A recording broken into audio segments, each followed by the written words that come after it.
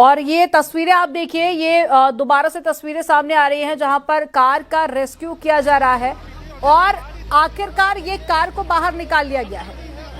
ये एक्सक्लूसिव तस्वीरें आपके सामने, युवराज की कार बाहर निकाल ली गई है। हालांकि 4 दिन का वक्त लगा और इससे पहले भी कार को बाहर निकाला गया था, लेकिन उस वक्त रस्सी टूट गई थी, रबर टूट गई थी और अब फाइनली कार को बाहर निकाल लिया गया है। ये एक्सक्लूसिव तस्वीरें आपको दिखा रहे हैं। गाड़ी की क्या हालत है, पानी एकदम गाड़ी से बह रहा है और वो सामान भी लटका हुआ है। आप देख सकते हैं। तो नोएडा का ये पूरा मामला है जहां पर अंडर कंस्ट्रक्शन मॉल के पानी से भरे बेसमेंट में कार गिरने के बाद में 27 साल के एक इंजीनियर की मौत हो गई थी और ये घटना शुक्रवार को हुई और आज मंगलवार का दिन है। 4 दिन लग गए हैं कार को बाहर निकालने में।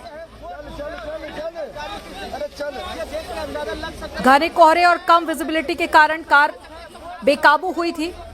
और सड़क के मोड़ के पास में पानी से भरे कंस्ट्रक्शन के गड्ढे में जा गिरी थी और उसके बाद में स्थानीय पुलिस भी मौके पर पहुंची।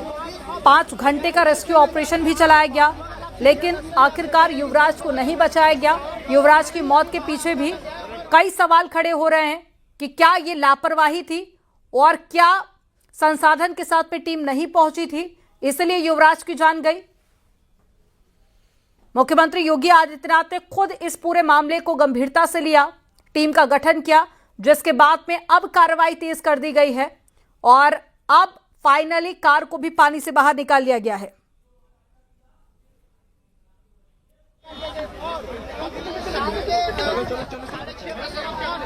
तो तस्वीरें आपके सामने, तालाब से कार को बाहर निकाल लिया गया है। शुक्रवार की यह घटना थी जहां पर घना कोहरा और विजिबिलिटी कम होने के चलते कार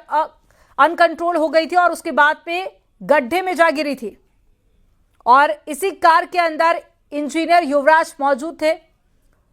जिनकी मौत हो गई थी और अब पुलिस ने कार को तो बाहर निकाल लिया है, लेकिन पूरे मामले को लेकर फिलहाल जांच पड़ताल की जा रही है। सवाल कई सारे हैं कि इतनी लापरवाही आखिर क्यों बरती गई, क्यों कार को बाहर निकालने में इतना समय लगा और जब निकल जाओ, आराम से निकलो।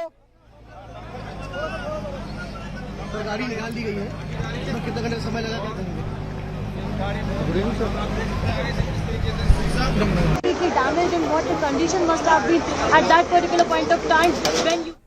तो तस्वीरें आपके सामने हैं, कार की ये तस्वीरें। शुक्रवार को यह हादसा हुआ, जिसके बाद में आज मंगलवार का दिन है और कार को बाहर निकाल लिया गया है। अब देखना होगा कि आगे क्या कार्रवाई की जाती है, क्योंकि सवाल अब यहां प्रशासन पर भी उठ रहे हैं। जो फायर ब्रिगेड की टीम पहुंची थी, सवाल उस टीम पर भी है और सवाल यह भी कि कार को बाहर निकालने में इतना समय क्यों लगा। और ज्यादा जानकारी के साथ में न्यूज रूम से अनुपम हमारे साथ में जुड़ गए हैं। अनुपम, शुक्रवार को यह हादसा हुआ था, आज मंगलवार की शाम को कार बाहर आ पाई है और वो भी एक ऐसी सिटी में जिसे हाईटेक सिटी कहा जाता है।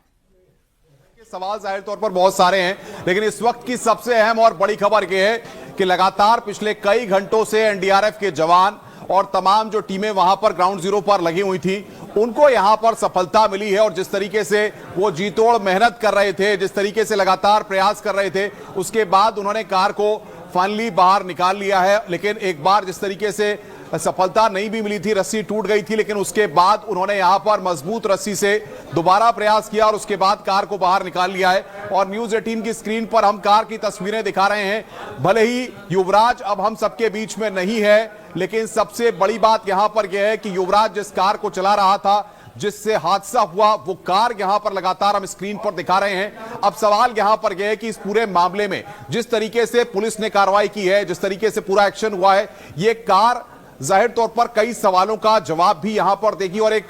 कहा जाए कि फर्दर जो इन्वेस्टिगेशन इस पूरे मामले में होगी, उस इन्वेस्टिगेशन के फ्रंट पर भी ये कार काफी महत्वपूर्ण हो जाती है। अब देखना यह होगा कि आखिर पिता जो युवराज के हैं, वो जिस तरीके के आरोप लगा रहे थे, जिस तरीके की बात कह रहे थे, अब इन सारी चीजों को जब जांच के केंद्र बिंदु में लाया जाएगा, कब पिता को फोन किया युवराज ने, क्या हुआ, कार के अंदर से किस तरीके से कम्युनिकेशन हुआ, क्या हुआ, वो तमाम चीजें अब धीरे धीरे जो इन्वेस्टिगेशन इस पूरे मामले में होगी और जाहिर तौर पर एसआईटी क्योंकि इस पूरे मामले की अमनदीप जांच कर रही है, तो कई ऐसे सवाल हैं जिनका जवाब आना बेहद जरूरी है। लेकिन सबसे बड़ा सवाल जिसको लगातार हम कह रहे हैं कि 16 तारीख की घटना थी नोएडा जैसे हाई पॉश इलाकों में, जहां पर कि आप समझती हैं कि बड़े से बड़े लोग यहां पर रहते हैं, ब्यूरोक्रेट्स यहां पर रहते हैं, पॉलिटिशियंस यहां पर रहते हैं, वहां पर इस तरीके से कार को पानी के बीच से निकालने में 4 दिन का वक्त लग जाता है। और वो तस्वीरें लगातार हम स्क्रीन पर दिखा भी रहे हैं जो अपने आप में कई तरह के सवाल खड़े करती है। लेकिन जब अगर हम देखें इस पूरी घटनाक्रम को तो सबसे बड़ी बात यह है कि यहां पर कई मल्टीनेशनल कंपनीज के ऑफिसेज हैं, बड़े बड़े आईटी और अलग अलग कंपनीज के ऑफिसेज हैं, इंजीनियर हैं लोग, अलग अलग मीडिया सेक्टर के लोग भी यहां पर जॉब करते हैं। तो सबसे बड़ी बात यहां पर यह है कि सेफ्टी जो प्रायोरिटी होनी चाहिए और सेफ्टी नॉर्म्स को फॉलो करने के लिए जो एसओपीज जारी होती है, जिनके बड़े बड़े बोर्डिंग नोएडा के चौराहों पर लगाए जाते हैं, ट्रैफिक को व्यवस्था को मेंटेन करने के लिए जो यू टर्न या तमाम जो प्लानिंग और एक्शन के लिए बड़ी बड़ी बैठकें होती हैं, उनकी वास्तविकता इस कलई कहीं ना कहीं इस घटना ने खोली है। और अब देखना यह होगा कि प्राधिकरण में जो नए अफसर तैनात किए जाते हैं वो किस तरीके से इन चीजों को देखते हैं, क्योंकि जिस तरीके से मुख्यमंत्री योगी आदित्यनाथ ने इस पूरी घटना में बड़ा एक्शन लेके सीईओ को ही डायरेक्ट हटा दिया, एक बड़ा मैसेज सरकार की तरफ से दिया गया, तो अब कहीं ना कहीं यह समझना होगा कि नोएडा में व्यवस्था